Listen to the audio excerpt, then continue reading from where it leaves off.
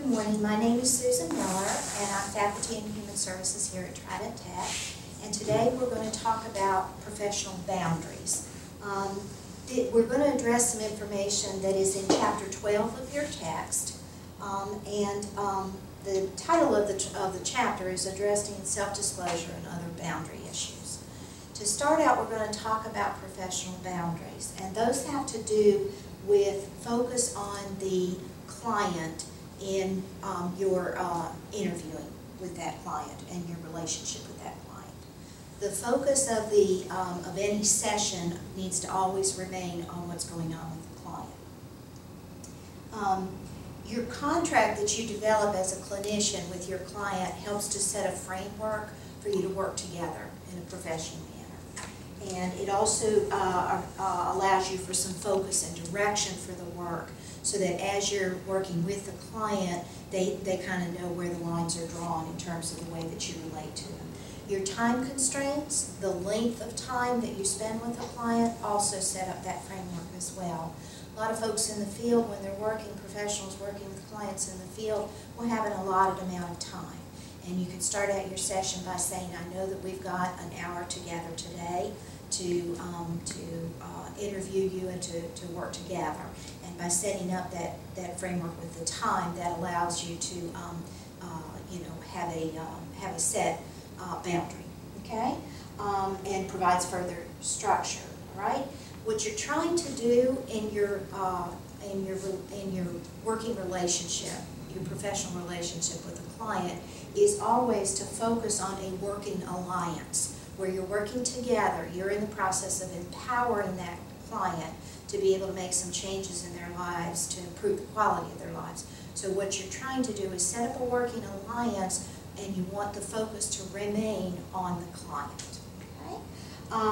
One of the things that you need to be very much aware of is that any kind of sexual contact between a client and a clinician is strictly prohibited by our professional code of ethics. And we adhere to the ethical standards with the National Organization of Human Services. And so we need to always adhere to what those ethical standards tell us. But that is absolutely prohibited, and becomes a legal matter and could get you in a lot of trouble. So you don't want to go down that road. It's punishable by law. Okay? In the particular chapter, in Chapter 12, there's a focus on boundary issues, and the boundary issues include disclosure of personal information about the clinician, confidentiality issues, limits on conversation, out-of-office contacts, requests for more time, legally mandated boundary intrusions, gift-giving and receiving, touch, sexual attraction, and limit setting. For today, we're going to focus just on the disclosure of personal information. Okay? Anytime you're setting up a working alliance with a client and you're a professional, there's going to be some information that the clients are going to want to know about you. And you have to be cautious and careful about how much information you share with that particular client, because it does affect your working alliance. Okay? Clients can obtain information about you as a clinician in a lot of different ways. The clinician may choose to share personal information, and when you do share personal information, you want it to be for the benefit of the client, not just for the sake of having a conversation back and forth, because that's not really what we're about. The other thing is that the client may actually discover some information about the clinician in many different ways. Perhaps they've talked to someone else. In our community, we have a small community here in the Tri-County area. You may go to church.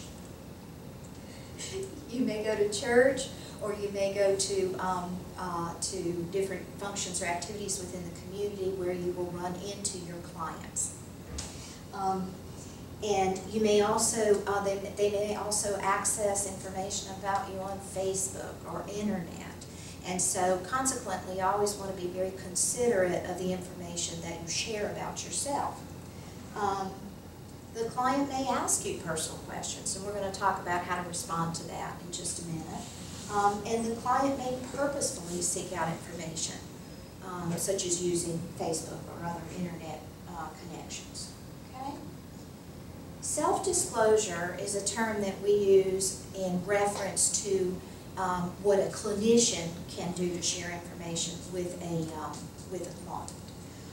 Self-disclosure has to do with sharing your personal experiences with a client. In our book, it says that we believe that judicious self-disclosure can help develop trust. The trick is it has to be judicious, which means that you don't volunteer personal information as if you were having sort of a mutual conversation with the client, but if you know that by sharing a personal experience, it may pave the way for that client to gain some self-understanding and empower them, then you have to, that you can consider doing that and carefully make that decision. Okay. Sometimes what happens when clients and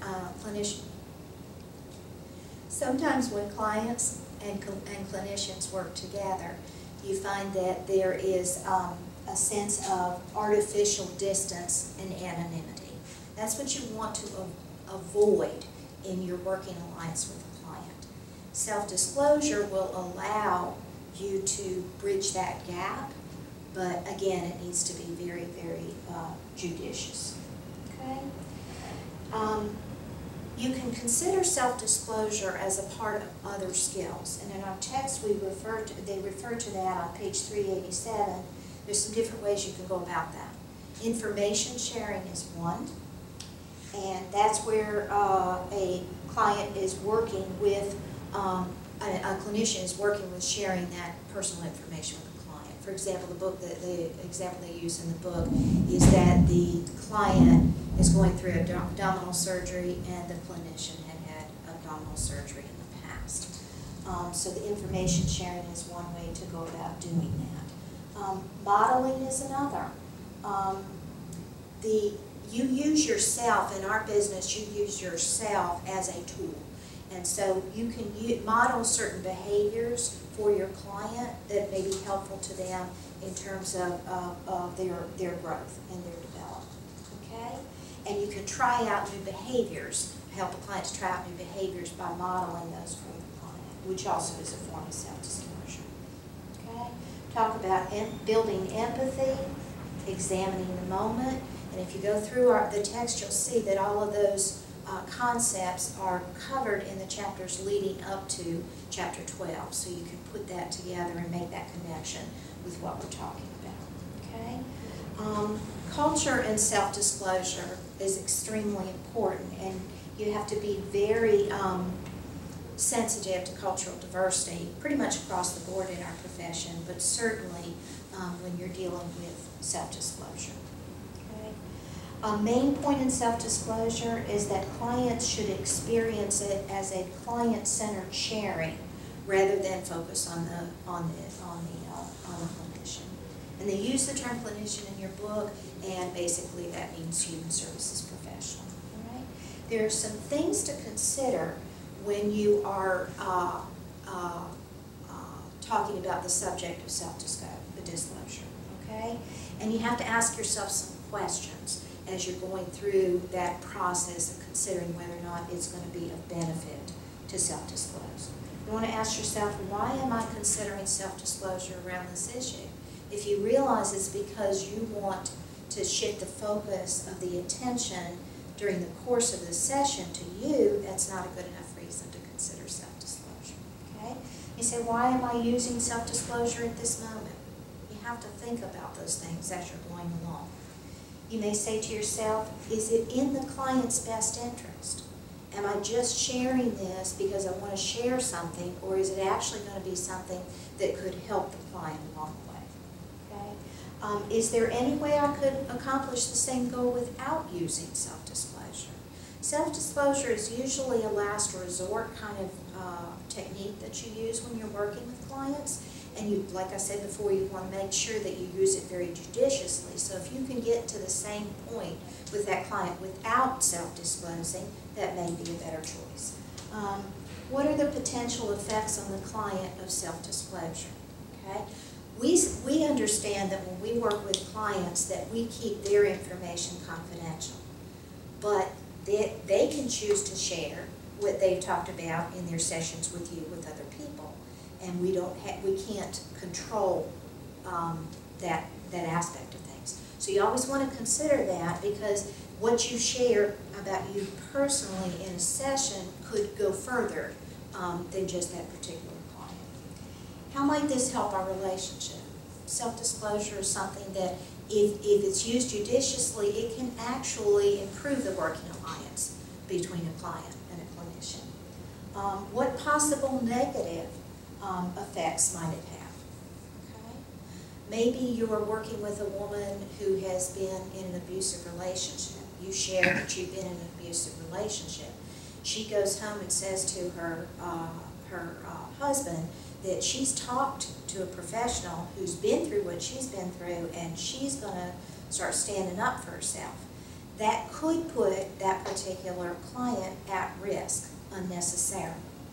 So you have to consider the negative effects of self-disclosure and where that client will take that. Another question you might ask yourself is, am I sure I'm not doing this to meet my own needs? That's the most important question.